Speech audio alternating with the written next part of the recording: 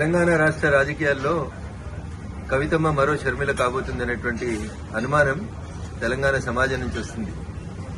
ఎందుకంటే ఈ పంచాయతీ కుటుంబ పంచాయతీ, రాజకీయ వారసత్వ పంచాయతీ, ఆస్తుల పంచాయతీ ఎందుకు ఆల్ ఆఫ్ సడన్ గా కవిత గారు అమెరికాలో ఉన్నప్పుడు మే 2వ తారీఖున రాసినటువంటి లేఖ ఇంతగా ప్రజల్లో చర్చనీయాంశం అవుతుందంటే ప్రజల ఆలోచన లోపల ఒక అర్థం కనబడతా ఉంది స్పష్టంగా.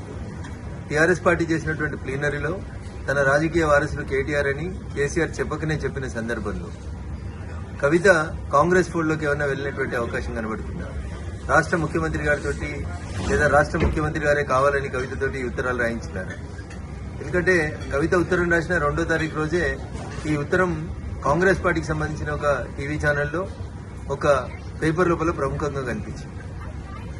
ఈ పరిణామాల తర్వాత కేటీఆర్ గారు హరీష్ రావు గారి ఇంటికి వెళ్లడం, బాబా బొమ్మరుదులు ఇద్దరు ఒకటనేటువంటి ఒక మెసేజ్ ని బయటికి పంపడం, తనను ఒంటరి చేస్తున్నారు, బయటికి పంపిస్తున్నారు అనేటువంటి ఆలోచన వచ్చిన తర్వాత కవిత తప్పనిసరి పరిస్థితులలో కాంగ్రెస్ ఫోల్డ్లోకి పోయిందేమో అనేది తెలంగాణ ప్రజల అనుమానం. ఇక భారతీయ జనతా పార్టీ గురించి, మా పార్టీ గురించి కవిత మాట్లాడడం ప్రజలలో జరుగుతుందే వాస్తవాన్నే కవిత చెప్పింది. ప్రజలలో భారతీయ జనతా పార్టీ రోజు రోజుకు బలపడుతుంది. వచ్చే ఎన్నికల తర్వాత భారతీయ జనతా పార్టీ రాష్ట్రంలో అధికారంలోకి రాబోతుంది.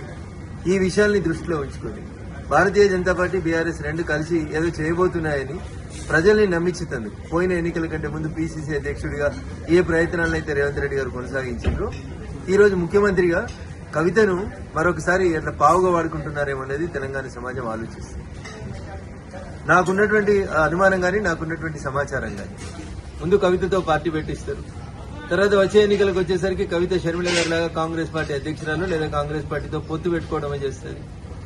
ఇది గతంలో ఈ రాష్ట్ర రాజకీయాల లోపల ఇట్లాంటి ఒక ప్రయోగం చేస్తే బాగుంటుండే అని నేను చెప్పలే. టీఆర్ఎస్ సిద్ధాంతకర్త అని చెప్పుకుంటే ఆయన మొన్న ఒక టీవీ ఛానల్లో చెప్తాడు, 2018 ఎన్నికలప్పుడు కేసీఆర్ హరీష్ రావు తోటి ఒక పార్టీ పెట్టిస్తే మంచిగుంటుండే, ఆ పార్టీని ఎన్నికలు అయిపోయినాక మళ్లీ మెర్జీ చేసుకుంటే బాగుంటుండే అనేది టీఆర్ఎస్ పునాది నేనే అని చెప్పుకునేటువంటి ఒక సిద్ధాంతకర్త మొన్న ఒక టీవీ ఛానల్లో మాట్లాడుతూ చెప్పింది. వీటన్నింటినీ క్రోడీకరించి చూసినప్పుడు కవితని కాంగ్రెస్ నడుపుతుందా, కవితని రేవంత్ రెడ్డి గారు నడుపుతున్నారా, కవిత మరో షర్మిల కాబోతుందా అనేటువంటి అనుమానం అయితే చాలా స్పష్టంగా తెలంగాణ సమాజం ముందుంది. కవిత చెప్పినా, కేసీఆర్ చెప్పినా, మీడియా మిత్రులు చెప్పినా భారతీయ జనతా పార్టీ ఈ రాష్ట్రంలో బలపడుతుంది, భారతీయ జనతా పార్టీ ఈ రాష్ట్రంలో అధికారంలోకి రాబోతుంది అనేటువంటి విషయాన్ని టీఆర్ఎస్ కవితనే చెప్పకనే చెప్పినట్టు మేము భావిస్తా ఉన్నాం. భారతీయ జనతా పార్టీ ఎదుగుదలని ఎండార్సీ చేసినందుకు ఎస్ఆర్కే డైరీ వారి తాజా పన్నీర్, డాబా స్టైల్ రుచులను మరింట్లోనే ఆస్వాదిద్దాం. ఎస్ఆర్కే పన్నీర్ తో SRK milk and milk products.